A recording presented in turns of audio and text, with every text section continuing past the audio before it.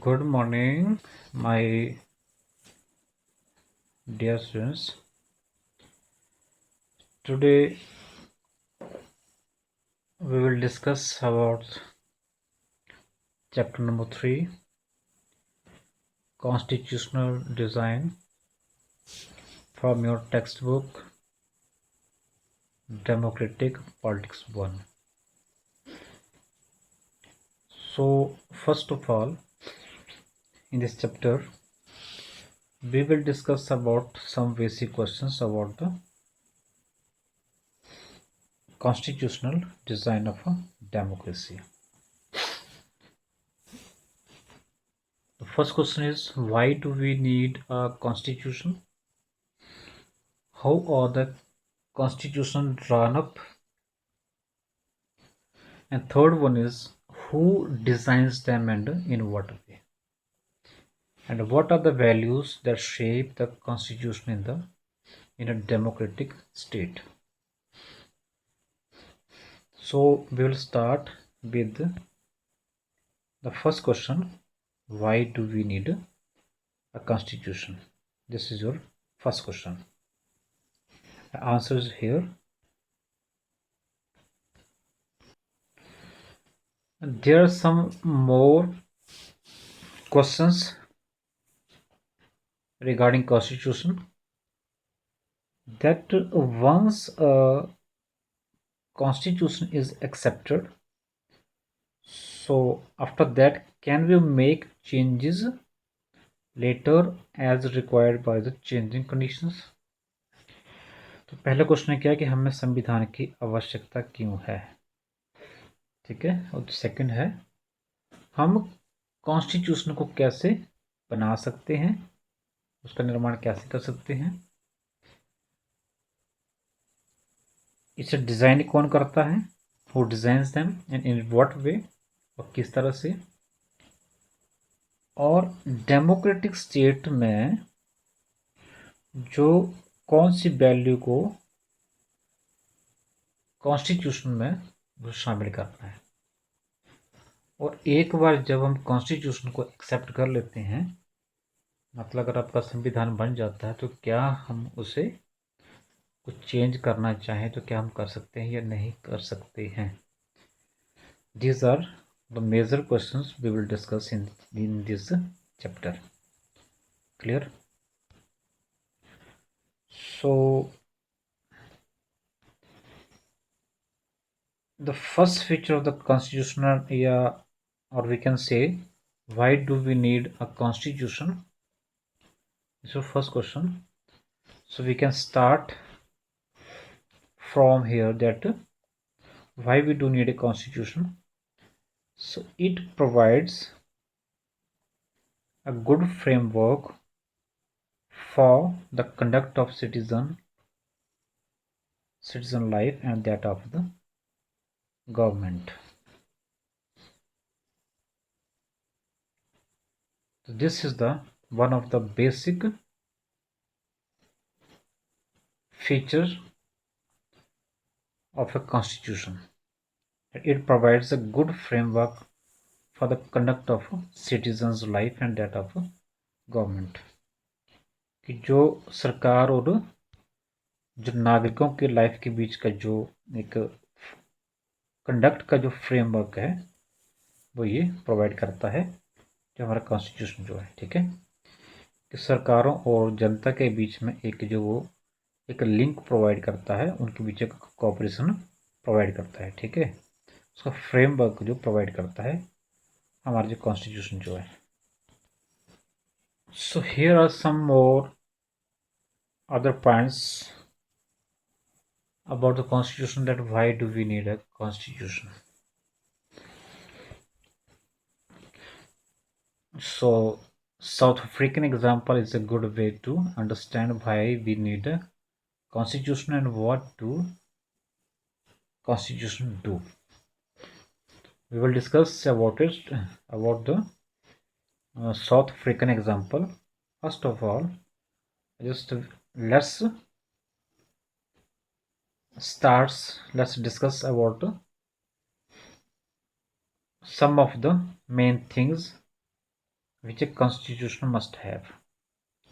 So, a constitution does many things. A constitution क्या करता है?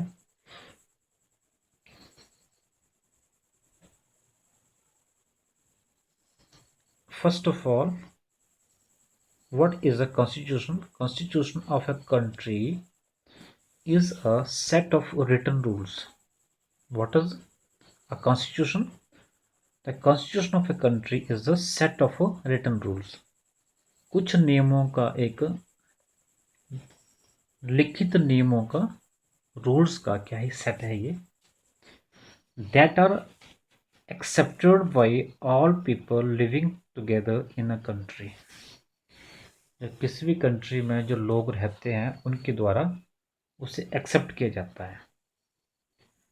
Constitution is supreme law that determines the relationship among people living in a territory. जो एक किसी territory होता है, क्षेत्र में जो लोग रहते हैं जिन्हें हम सिटीजन बोलते हैं। और second one, also the relationship between the people and the government. यहाँ पर जो इसका हमें इसकी जरूरत क्यों पड़ती है, क्योंकि एक रिलेशन जो वो उसे कायम करता है, डिटर्मिन्स करता है between people and the government.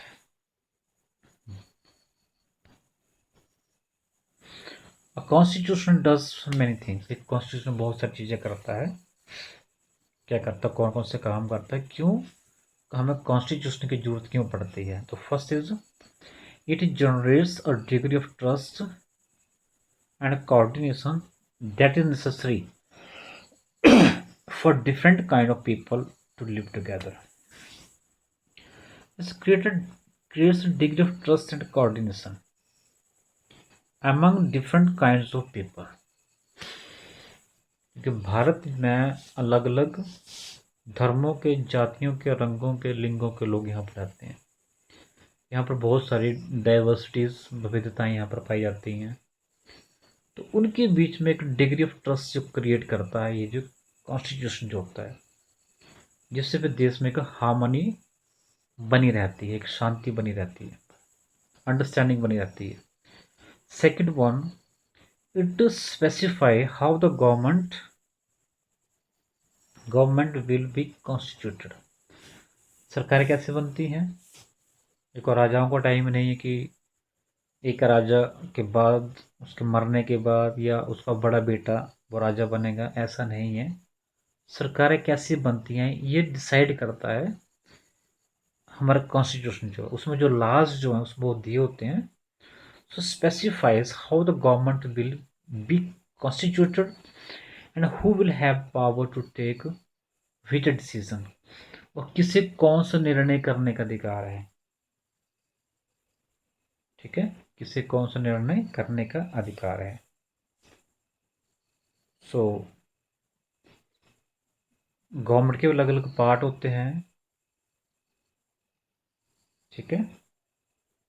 उन पार्ट्स जो अलग अलग पार्ट का अलग अलग काम होता है। तो ये हमें कौन डिसाइड करता है? ये हमारे कॉन्स्टिट्यूशन पर डिसाइड करता है कि कौन क्या काम करेगा। Third one,